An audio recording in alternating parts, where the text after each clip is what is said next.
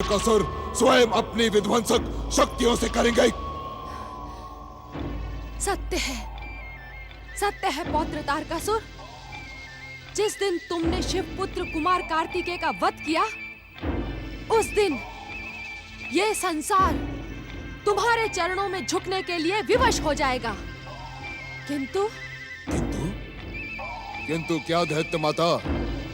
शिवपुत्र कुमार कार्तिकेय का वध करना तुम्हारे लिए कोई साधारण कार्य नहीं है तारकासुर। स्वयंभू! दैत्य माता अदिति, आप महाबली तारकासुर का अपमान ही नहीं, अपितु घोर अपमान कर रही है। घोर अपमान! ये अपमान नहीं है तारकासुर, अपितु तुम्हारी माता वारांगी के सुंदर स्वप्न को सत्य करने की योजना है। योजना अर्थात शिवपुत्र कुमार कार्तिकेय की रक्षा महाशक्तियों की दिव्य कृपा के साथ ब्रह्मा का वचन भी करेगा। ब्रह्म वाक्य अटल होता है, किंतु तुम्हें मेरे आशीर्वाद और अपनी विध्वंसक शक्तियों की सहायता से ब्रह्म वाक्य मिथ्या सिद्ध कर देना है। आप विश्वास रखें दैत्य माता कि अब इस संसार में ब्रह्म वाक्य मिथ्या होकर ही रहेगा। किंतु इसके लिए स्वयंभू को पाताल लोक की असुर सेना की सहायता लेनी पड़ेगी। स्वयंभू! उत्तेजित होने की आवश्यकता नहीं है तारकासुर। तुम पाताल के अंधकार में अचेत पड़ी असुर शक्ति की भयानक शक्तियों से अपरिचित नहीं हो। इस कार्य में दैत्य गुरु तुम्हारा मार्गदर्शन और सहायता करेंगे। ना दैत्य माता ना, मुझे उस पाखंडी शुक्राचार्य पर तनिक भी विश्वास नहीं। दैत्य जाति के हित चिंतन का भ्रम करवाने वाला वो ढोंगी प्रतिदिन शिव आराधना में लीन रहता है। मुझे विश्वास नहीं कि शिवपुत्र कार्तिकेय के विरुद्ध हमारे इस अभियान में वो हमारी सहायता करेगा। दैत्य माता, तुम निश्चिंत रहो तारकासुर। मेरा आदेश दैत्य गुरु शुक्राचार्य को दैत्य जाति की सहायता करने के लिए विवश कर देगा। दैत्य गुरु शुक्राचार्य दैत्य गुरु के कर्तव्य का पालन करें। मेरे पौत्र तारकासुर की सहायता के लिए आप पाताल लोक की असुर सेना का आह्वान करें। आह्वान! तारकासुर, जाओ शुक्राचार्य को अपनी सहायता के लिए विवश कर दो। ऐसा ही होगा दैत्य माता, ऐसा ही होगा। मैं उस पाखंडी शुक्राचार्य को हमारी सहायता करने के लिए विवश कर दूंगा, और यदि वो ना माना तो स्वयंभू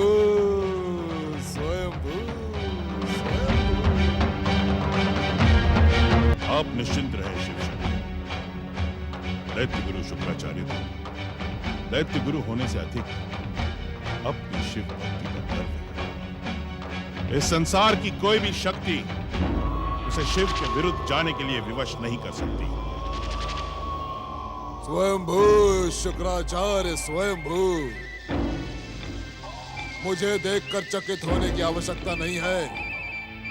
मैं भली भांति जानता हूं कि तुम मुझे पहले ही पाताल में जाकर रहने का परामर्श दे चुके हो, और स्वयंभू इस परामर्श को ठुकरा भी चुके हैं। तो अब तुम यहाँ किस उद्देश्य से प्रकट हुए हो? स्वयंभू, ढोंगी और पाखंडी तो तुम पहले से ही थे। क्या अब तुम मिथ्या वचनी भी हो गए शुक्राचार्य? क्या तुमने दैत्य माता अदिति का आदेश नहीं सुना, अथवा सुनकर भी ना सुनने का भ्रम करवा रहे हो? हाँ तारकासुर! शुक्राचार्य, सत्य को सुनकर उत्तेजित न हो। जो व्यक्ति अपने कुकर्मों और दुष्कर्मों से स्वयं अपनी मृत्यु की ओर बढ़ रहा है, उस पर उत्तेजित होकर हम अपनी उत्तेजना को कष्ट देने के इच्छुक नहीं हैं। शुक्राचार्य! तो अब सत्य को सुनकर तुम उत्तेजित हो गए ना? स्वयंभू,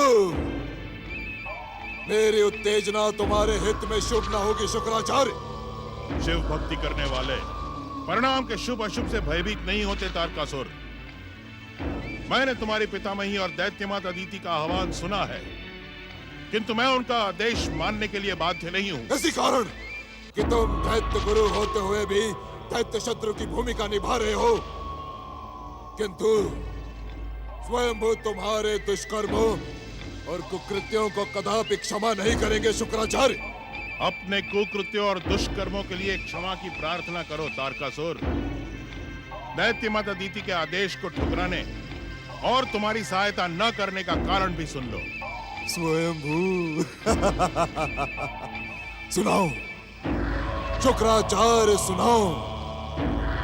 आज स्वयंभू तीनों लोकों के स्वामी दैत्यराज तारकासुर स्वयं तुम्हारे पाखंड को सुनने यहाँ आए हैं। सुनाओ शुक्राचार्य।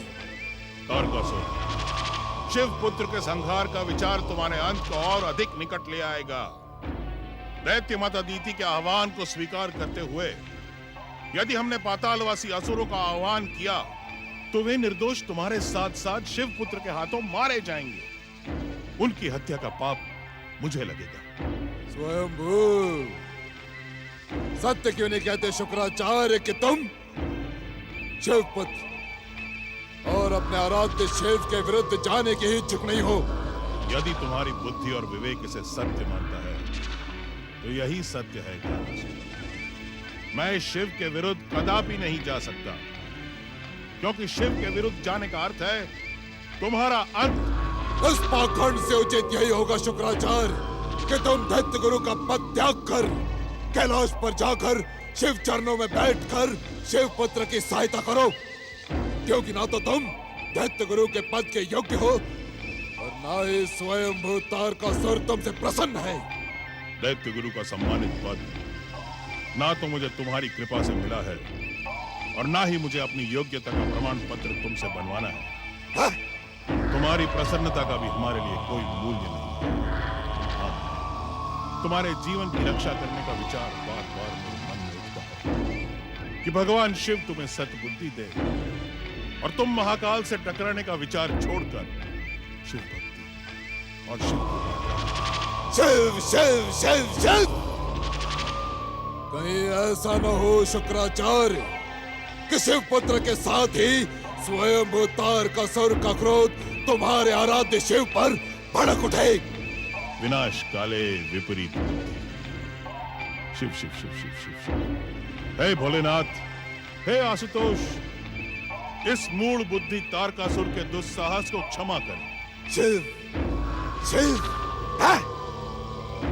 उस दिन की प्रतीक्षा करो शुक्राचार्य जिस दिन तुम्हारा जटाधारी शिव भी दैत्यराज तारकासुर की जय जयकार करेगा। मुझे पहले से ही विश्वास था कि तुम दैत्य जाति की सहायता कदापि नहीं करोगे। दैत्य माता दीति के प्रार्थना के कारण ही मैं आज तुम्हारे सम्मुख उपस्थित हुआ हूँ शुक्राचार्य। दैत्य माता दीति का आदेश और हमारी उपेक्षा का परिणाम तुम्हें भविष्य में भुगतना ही होगा शुक्राचार्य। स्वयंभू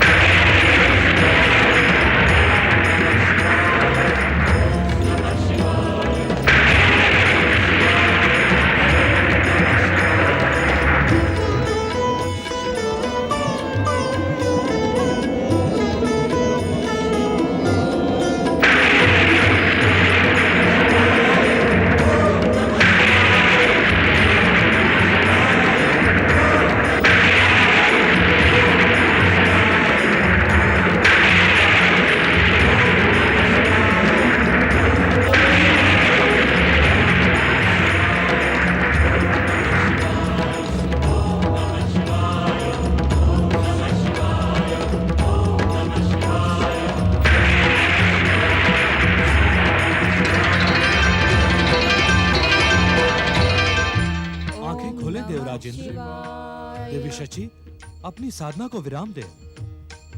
हम आपकी निरंतर आराधना से प्रसन्न हैं।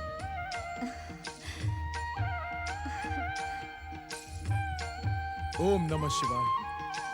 जय जय शिव शंकर, जय जय भोलेनाथ महादेव। देवाधिदेव हे भगवान आशुतोष, मेरे अपराधों को क्षमा करें। देवराज, पश्चाताप के निर्मल जल से आपके समस्त अपराध अब स्वयं ही नष्ट हो चुके हैं। देवराज, अब इस संसार को अपना कुशल और कल्याणकारी नेतृत्व प्रदान करें। महादेव, हमें आपके मन में उठते हुए विचारों का भलीभांति ज्ञान है। आप देवताओं के ऋषि नारद की सहायता प्राप्त करके परम देव श्री महागणेश, वैकुंठपति श्री हरिविष्णु और सृष्टिकर्ता ब्रह्मदेव की कृपा प्राप्त करें, जिससे दुष्ट तारकासुर का अंत शिवपुत्र कुमार कार्तिकेय के हाथों सुनिश्चित हो जाएगा। आप दोनों का कल्याण हो।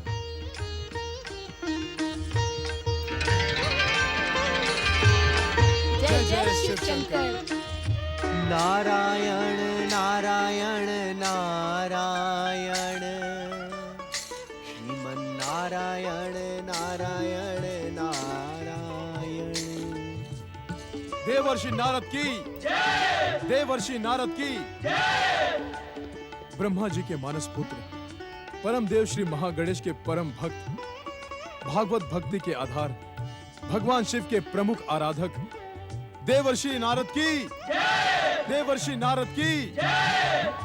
नारायण नारायण, जय श्री महागणेशाय नमः।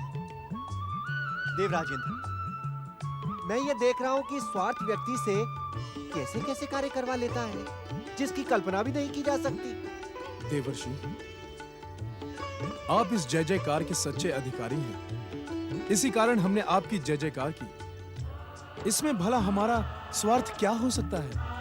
नारायण नारायण। देवऋषि, एक लंबे समय के पश्चात हमें आपके मंगलकारी दर्शन प्राप्त हुए। इसी कारण हम अपना हर्ष व्यक्त करने के लिए आपका जयगान कर रहे हैं। देवर्षि, आप हम देवताओं के सच्चे शुभचिंतक हैं, मार्गदर्शक हैं। इस कारण आपकी जय जयकार करना हमारा धर्म भी है और कर्तव्य भी है। नारायण नारायण। देवगण, मैं अपने आप को किसी भी जय जयकार का अधिकारी नहीं समझता। ऐसा क्यों देवर्षि? ऐसा इसलिए देवराज कि मैं तो परम देव श्री महागणेश, त्रिदेव एवं त्रिदेवियों का सेवक मात्र हूँ। सेवक की जय जयकार करने से उचित तो यही होगा कि आप स्वामी की जय जयकार करें। नारायण नारायण। किंतु देवर्षि, स्वामी तक पहुंचने का मार्ग तो आप ही हमें दिखाते हैं ना। इस कारण आप ही हमारे स्वामी हुए। वरुण देव, स्वामी बनना सरल है, किंतु उसकी मर्यादा का पालन करना अत्यंत कठिन कार्य है। ये नारद तो सेवक बनने में ही प्रसन्न है। कारण? देवराजेंद्र, स्वामी शब्द स्वामित्व का सूचक है और इस शब्द की अहंकार के साथ घोर शत्रुता है।